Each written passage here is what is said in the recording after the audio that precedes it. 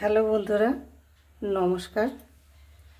তা আজকে আমি বানাবো একটু আলু দিয়ে, দেখুন আলু দিয়ে পকোড়া বানাবো।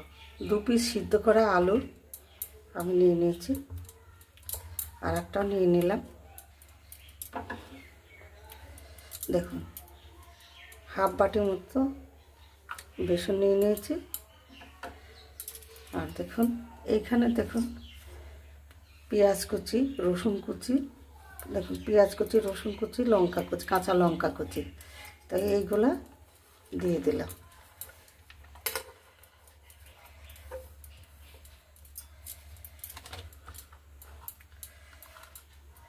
এবার দিয়ে দিচ্ছি দেখুন হলুদ গুঁড়ো,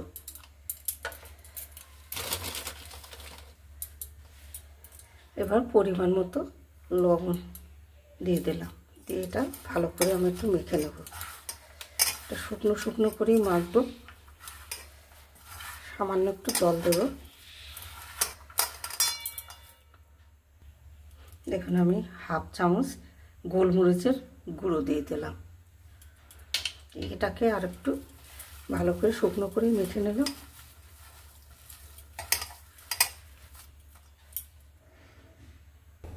দেখুন এই ব্যাটারটা করে রেখেছিলাম, সেটা আমি গোল গোল করে নিয়েছি ভাজার জন্য। দেখুন কড়াইয়ে আমি একটু তেল ঢেলে দেব। তেলটা গরম হতে দেব। দেখুন হাত দিয়ে আমি একটু গোল গোল করে নিচ্ছি। দেখুন এই পকোড়াগুলো এবার আমি এক এক করে দিয়ে দেবো।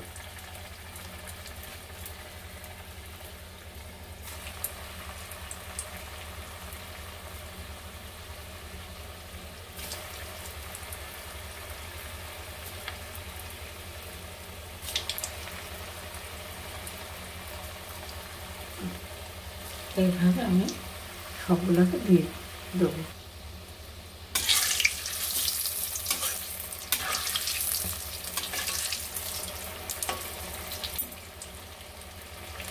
ধিমি আছে, এটাকে ভেজে নেব।